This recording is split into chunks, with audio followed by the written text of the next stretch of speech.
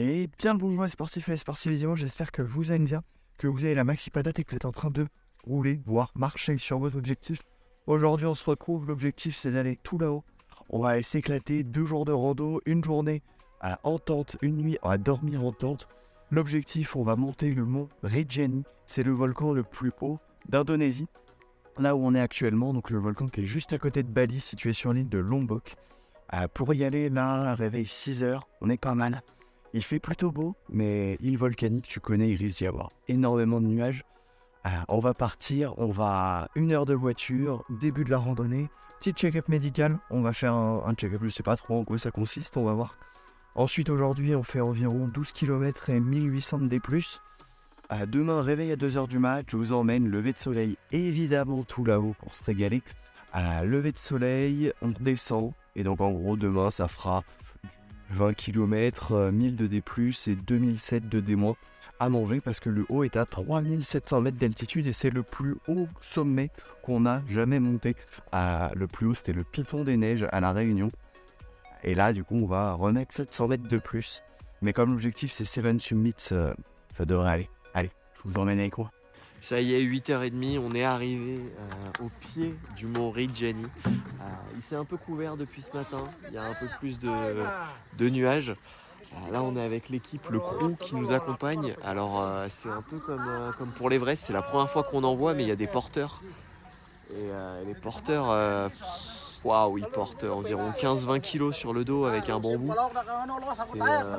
C'est tenu par un bambou, hein. On est loin des sacs de trail ou de rando pensés efficacement.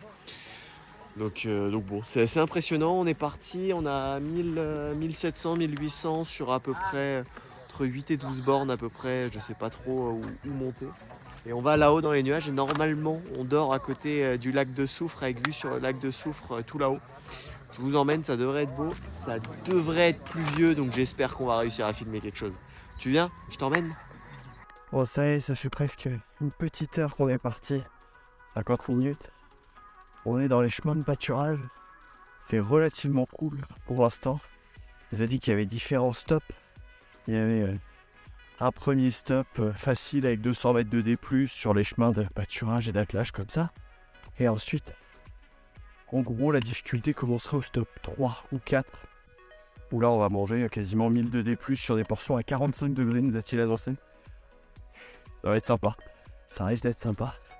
Donc là, tranquillou à l'économie, on rentre au profit du soleil, de se faire réchauffer par le soleil. Puis, pas dégueu.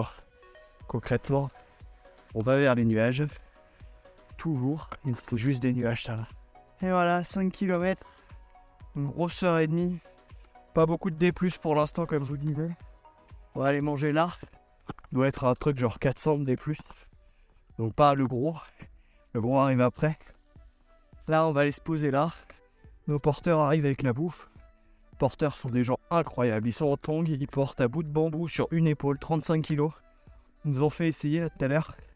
Je vous mets la photo juste là. Waouh. J'ai tenu 5 minutes, hein. Décédé. Allez, on va manger là. Et après, je vous fais un petit topo sur un peu le parcours, l'agence, Rinjani, pourquoi on s'est retrouvé là. Écoute l'histoire d'un volcan antilien, celle d'un baroudeur qui a voyagé à travers l'eau et plaine. Juste ici, on a Rinjani, un volcan qui a plus de... très vieux, plus vieux que moi. C'est dur à tenir. Ce volcan, il a connu que 2 éruptions. Une en 1928 et une en 1990. Et voilà, ça s'arrête là.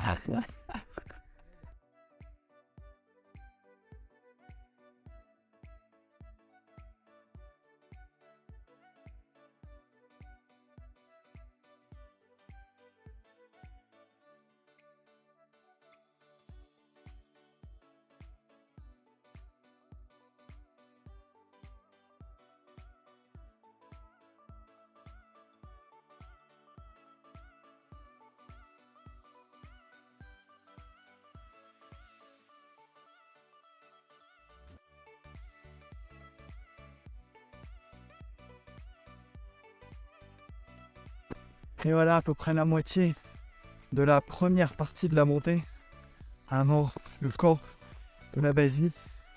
Et ça commence à devenir un peu plus raide, à monter. C'est une demi-heure qu'on monte bien.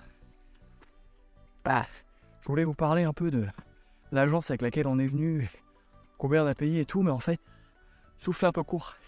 Ce qu'on va faire, c'est que je vais vous mettre des paysages jusqu'en haut.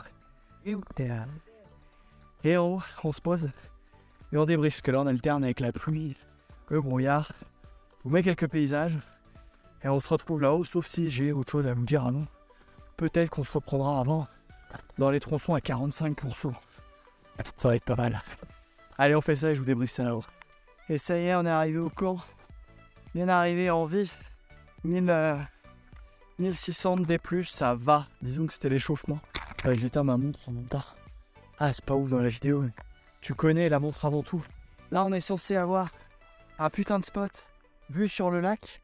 Bon, comme vous le voyez, c'est pas fou. C'est pas ça encore. Il y a quelques singes qui se baladent. C'était assez cool. Mais voilà, on est arrivé. Lui, il y a les derniers. Enfin, les reporters, non. On est arrivé dans les premiers. On est vraiment arrivé dans les premiers. Donc, du coup, il y a tous les porteurs qui sont en train d'arriver. Et les touristes les plus lents arriveront jusque dans le début de la nuit. On devrait manger vers 18h. Au niveau de l'orga, pour ceux qui veulent le faire, je vous donne les infos maintenant. Je vous mettrai dans la description l'agence via laquelle on est passé. On a payé 180 € par tête. Ça inclut le taxi, la bouffe, les porteurs. Ça inclut, c'est all inclusive. C'est très cher pour un volcan, honnêtement, mais c'est les prix à peu près ici. Ça aussi entre 150 et 200. Mais le problème, c'est qu'il faut une agence sûre parce qu'ils ne sont pas tous diplômés de haute montagne, où tu peux avoir des guides un peu chelous ou des porteurs qui prennent pas tout. Donc c'est important d'avoir une bonne agence pour être bien et pour être safe.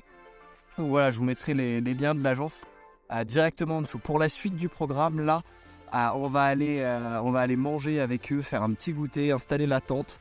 Ensuite, on va manger le repas du soir et on va se coucher assez tôt parce que cette nuit, on va partir de là et on va aller de là pour voir du coup le fameux sommet et surtout le lever du soleil, le fameux lever du soleil qui apparemment on nous a dit c'est incroyable, c'est genre plus beau que la Réunion, c'est encore plus ouf et tout, donc on se dit vas-y feu, on va voir. Je vous montre la soirée, on voit demain. Allez, ciao.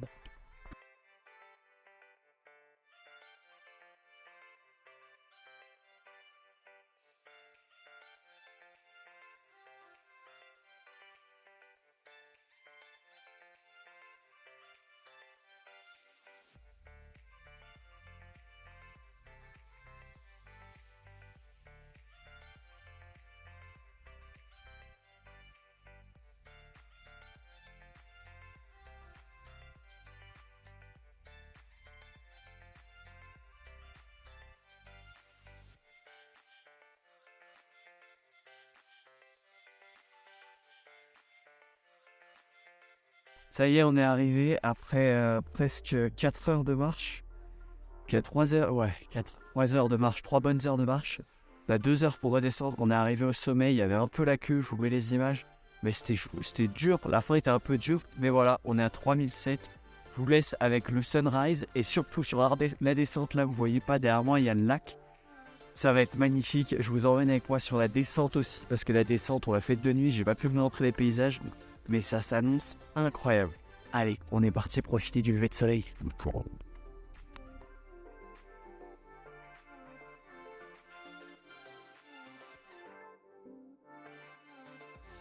Et voilà, on se casse du sommet, comme vous pouvez le voir. Pas comme à la Réunion, c'est blindé de touristes. C'était pareil pendant la montée, je vous ai mis les petites images. Par contre, ça déchire de ouf. Ça tue. Là, cette descente-là, les spots, on est sur du sable. Et du sable gravier tout fort. Le spot sur le lac, je vous en parle même pas. Juste quoi. Incroyable, ça descend tout seul. Un tel plaisir. 8 kilos de gravier dans les chaussures. Mais wouh, ça c'est beau, c'est ce qu'on n'a pas vu à la montée. Et évidemment, de l'autre côté, ça continue. C'est beau tout du long.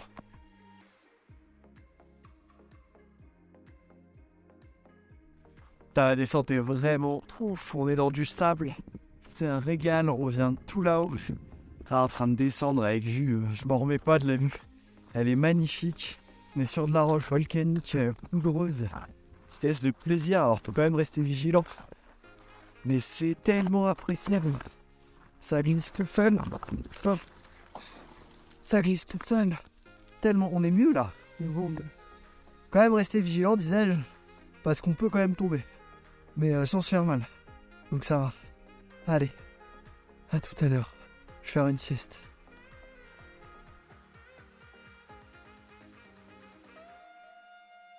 L'avantage quand on descend dans ce genre d'endroit, c'est qu'on ramène toujours des petits souvenirs. Et c'est vraiment cool pour les autres cool.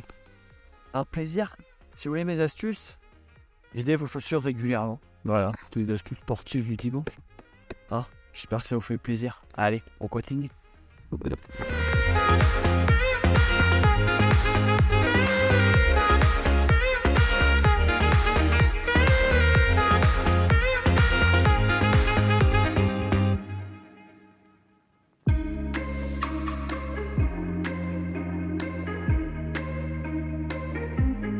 Et voilà les amis, c'est ici et comme ça que s'achève sur notre lieu de bivouac. On a dormi ici avec cette vue là. Alors je vous cache pas qu'hier soir c'était pas du tout comme ça.